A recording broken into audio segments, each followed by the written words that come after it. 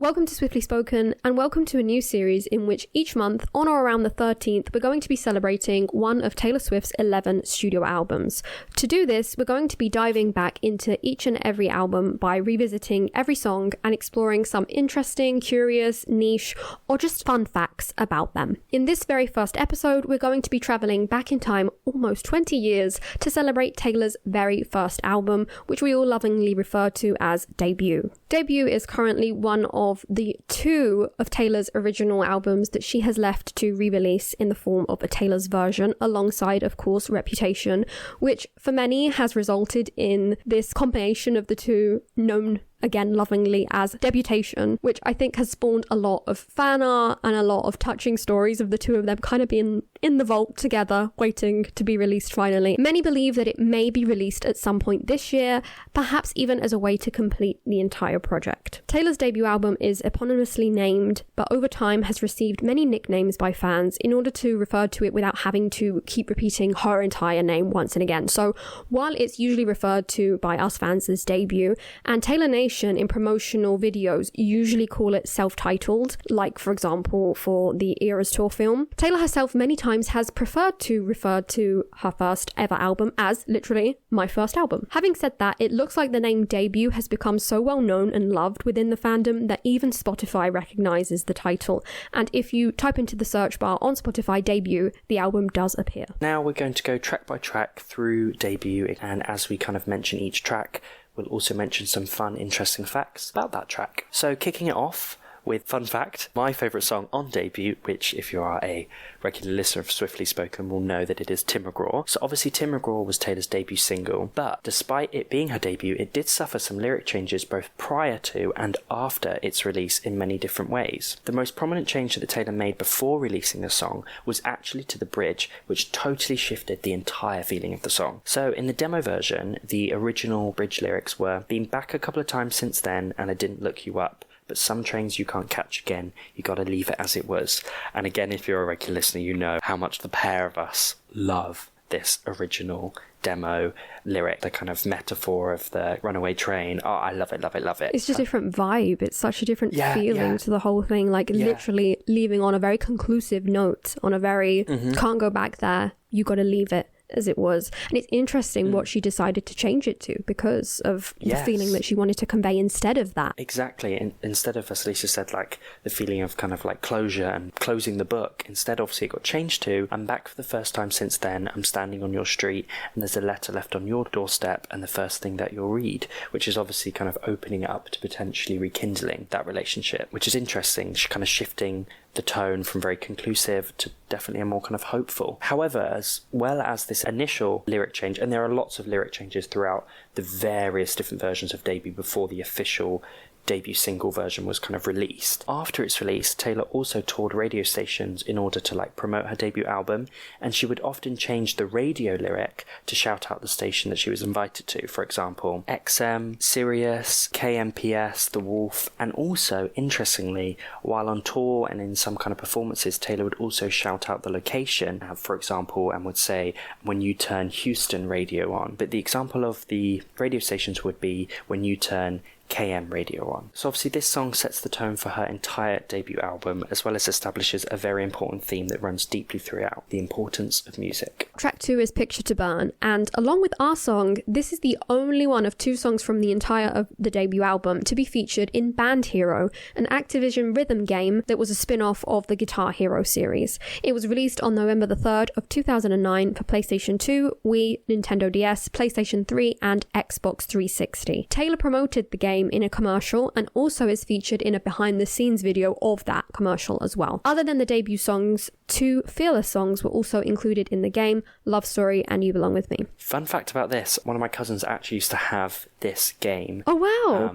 Did you play it? Around there and I was obsessed, absolutely obsessed, because you could get base plates for your guitars where it was like the Fearless cover. You could like basically replace the basic cover and then you have like the Fearless one, and my cousins had it and I was so jealous that then years later I then bought the base plate and the band hero guitars. So now I have like the Wii version, the Xbox version, because then I went a bit wild because I almost wanted to like please my inner child that was so jealous that my cousins had this game. So yes, I did actually used to play this game back in the day. I used to go around and be like, please can we play Love Story again? Yeah, so which is the one that most people remember because it's the one that's featured in the advert prominently. But Picture to Burn is there as well, which is kind of a interesting pick that she decided to go with our song and Picture to Burn. I guess obviously it was a single. It is a big song from back in the day, but considering the changes that the song has gone through, it is a curious pick. But I guess it is like a really like rocky kind of song, so it does fit the vibe of the game. Yeah, definitely. The performance of Picture to Burn alongside Taylor's avatar lasts for 2 minutes and 55 seconds,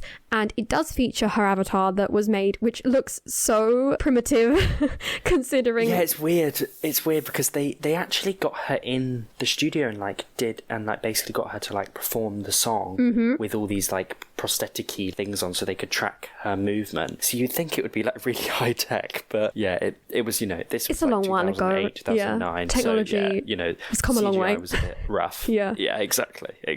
So her avatar is performing the song live in kind of like a Fearless aesthetic dress. So it very much looks like the CMT Crossroads Def Leppard getup that she's wearing that became like the image of the Fearless era and the Fearless tour, with her black boots, her like strappy dress and the bands on her arms. The track included, funnily enough, does not of course include the original You're Gay lyric. Rather, she sings the You Won't Mind If I Say By The Way version. Next is obviously Teardrops on My Guitar, and interestingly this song has 5 mixes with completely different runtimes and changes in sound. So obviously we have the album standard version, which its runtime hits 3 minutes and 38 seconds. Next we have the country mix radio single, which hits 3 minutes and 24 seconds, and in terms of kind of change ups from the album version, there's extra echoes, obviously an amped up banjo and a bit more of an instrumental intro. Next there is the Japanese/international mix, which hits 3 minutes and 15 seconds, and this one just has like added instrumentation. There's also a pop mix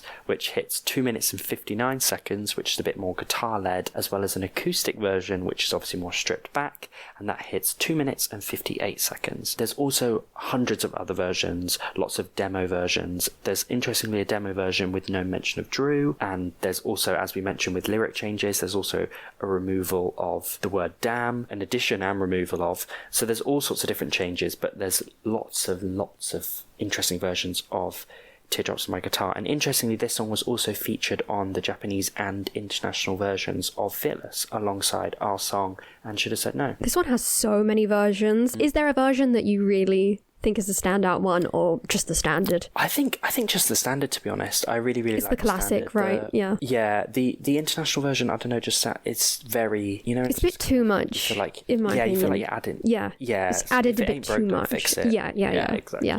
And the pop mix, well, I don't know what to say about that. I don't know what's going on there, but let us know. Is there a version of Teardrops on My Guitar that you prefer out of all these ones, or a specific demo version that you found back in the day that you really love? Next up, we have A Place in This World, and this song dates as far back as November 2003, when Taylor, at only 13 years old, wrote it after moving to Nashville. In an Instagram post by Robert Ellis Oral, Taylor's collaborator from prior to the release of Debut, he revealed that he, alongside Taylor, Angelo Petraglia and Jamie Tate, recorded A Place in This World on exactly the 15th of January 2004. As of the release of this video, that is literally this time 21 years ago. They also cut I'm Only Me When I'm With You and What Do You Say in that very same session. He posted the original sheets of written lyrics, which did reveal that the second verse looks like it may have been moved around a bit before finally she recorded the version that we all have come to love. So next on the list is obviously Cold As You, and despite this song holding the impressive title of being Taylor's first ever track 5, establishing the trend from the very start, it has only ever been performed a total of 3 times live, with 2 out of the 3 times being in full. So the times it has been performed, the first time it was ever performed was on the Red Tour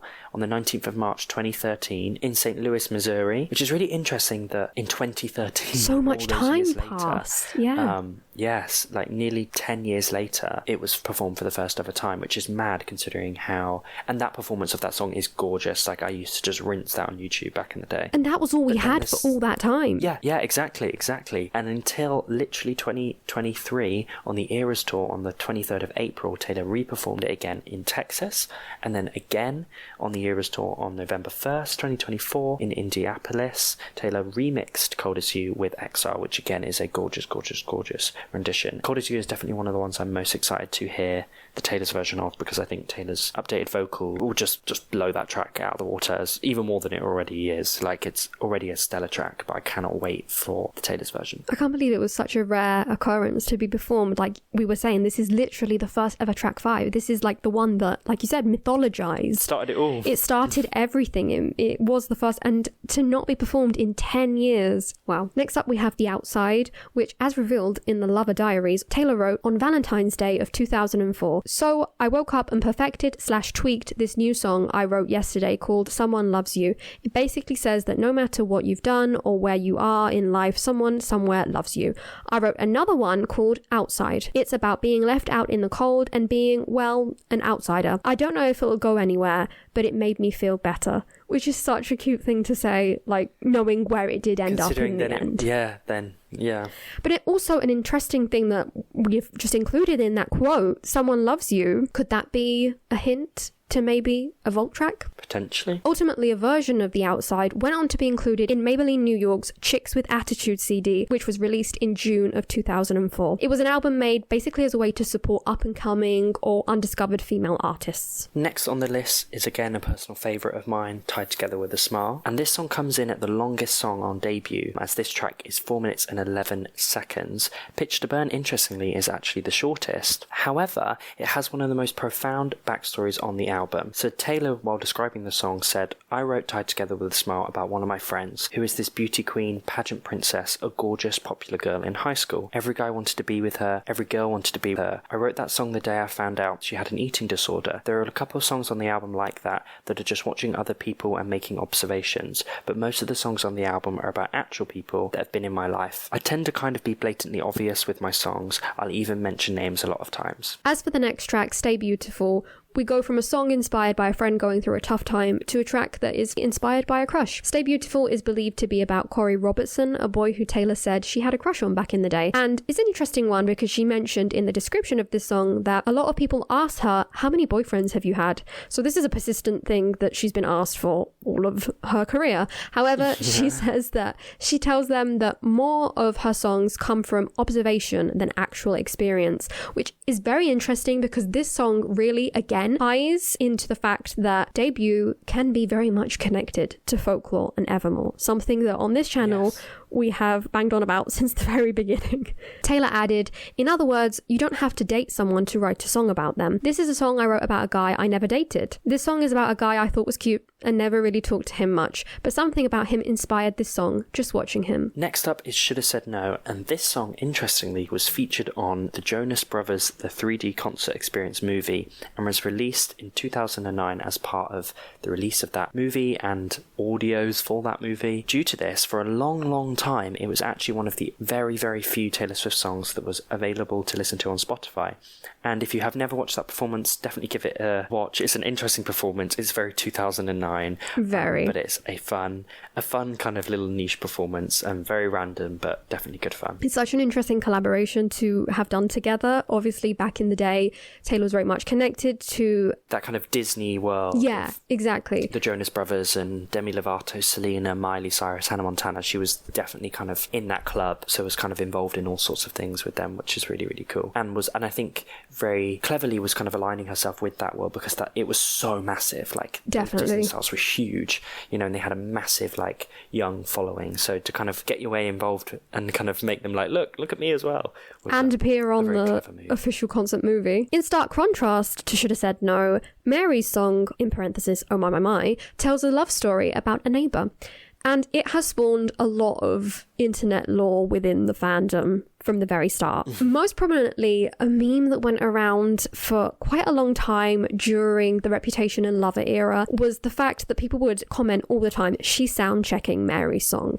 So this basically cropped up because around the Reputation tour time, fans would be able to get to the venue early, and it became a thing to kind of like mention on the internet what they could hear Taylor sound checking, because sometimes it would give them a clue as to the special guests that were going to appear, or what surprise song she was going to sing, or just kind of like some insight into what she may be singing at that specific date. One day, someone decided to fabricate the lie that she was sound checking Mary's song, and it basically from there ended up being this thing that everyone would say at any given event. Like I remember prominently every time during the Lover era, when she was like obviously singing Me, every single time she would go to anywhere, people would be like, oh, she's also sound checking Mary's song.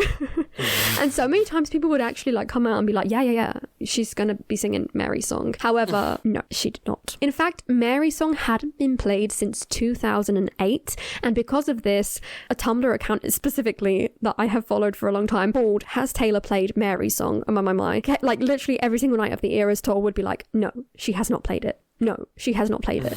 Until finally it was played at the Eras Tour, remixed with Everything Has Changed and So High School. Yes, which was a gorgeous remix, and I'm glad that it finally got its kind of shining moment. After all this time. So next is our song, which actually Taylor performed for a talent show while she was still at school, and it is actually the most performed song on debut, and interestingly, Lisa has heard it live. So much so that I got to hear it live. Oh, what a moment that was. I'm so glad. The deluxe Eras Tour experience. Yes, you got every single Eras, which I'm very, very jealous of. The tears I shed. And obviously this song is one of her most recognisable off of debut. And interestingly, Taylor chose this song to be the last track on the standard edition of the album because of the lyric Play It Again, hoping that it would have a slight subliminal effect on the listener, and obviously tying together the whole theme of music on debut once more. Moving on to the deluxe tracks from debut. Firstly, we have I'm Only Me When I'm With You, which is the longest title of a song on debut. So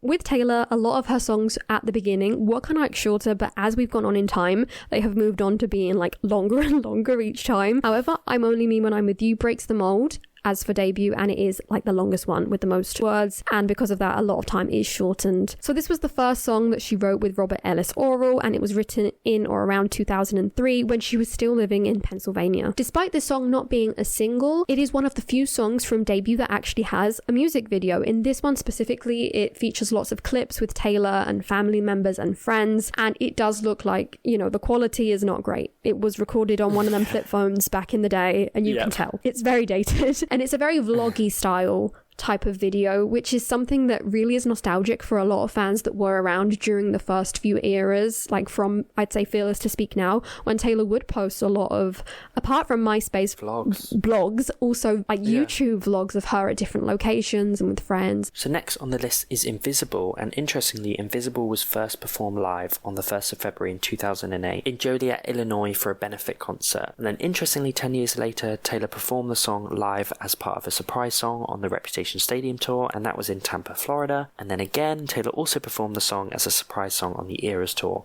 on May 20th, 2023 in Foxborough, Massachusetts. A theme for these deluxe songs from debut is very much the naivety of an innocence of being a teenager, which really shines through on these ones, and especially on A Perfectly Good Heart, which is the last track on the deluxe edition of debut. And this song was recorded when Taylor was only just 14, and she mentioned that it was a song that she recorded at that age, and she thought it would be very important to put on the album because it's just very innocent. It's about getting your heart broken for the very first time and not understanding why somebody would want to do that, and that is literally what it was. So finally we have I Heart ? And despite not being a kind of official track on debut, it was actually on a Best Buy edition of debut, so it's technically part of the track list in a Best Buy alternate universe. Exactly. Yes. And despite some people believing that I'd Lie was featured as the bonus track that was included on the Best Buy edition of debut, as mentioned Previously, it was actually I Heart ?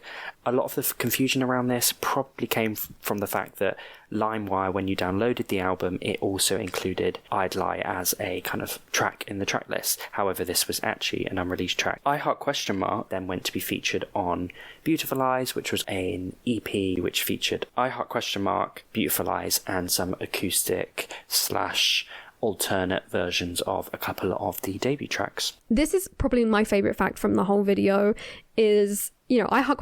Is such a fun song, and as much as I love I'd Lie, it's unreleased. It really is. And we know why as well. We've spoken about this before in our debut Taylor's version and Vault track prediction episodes. But it is so interesting to see that probably it was due to that LimeWire, which is where a lot of people used to download, you know, illicitly music. Especially in 2006. Yeah, it's definitely. So of the day. 2006, 2008, yep. Exactly. That was unfortunately the way to go to access music. And it was also like a terrifying time for artists because they were paranoid. They were like, no one's ever going to pay for music ever again. And then obviously streaming kind of took over, and, you know, no one ever goes and downloads stuff from LimeWire anymore. But yeah, it's funny that is basically the reason why this myth kind of existed, that it is a Best Buy bonus track. And that concludes one fact about every single song from Taylor Swift's debut album. We hope you enjoyed this episode, and we hope you are looking forward, as we are, to other episodes that we're going to be posting to celebrate around the 13th of every month. And that way we get to go through every single one of Taylor Swift's studio albums, as well as a conclusion episode, which at the moment is up for grabs. We'll see exactly what we'll include in it when we get to December, but that's such a long way off. Thank you very, very much for listening. If you did enjoy this episode, then please give it a thumbs up on YouTube. Also, let us know in the comments, did you know all of these facts already? Or did you learn something new today? Or if there is a fun fact from debut about any one of these songs that you remember from back in the day, or you just really love that piece of trivia, then also let us know. For now, if you'd like to hear any more from us, make sure to subscribe, or you can also follow us on Instagram. Our handle is @SwiftlySpokenPodcast. Thank you very much for listening.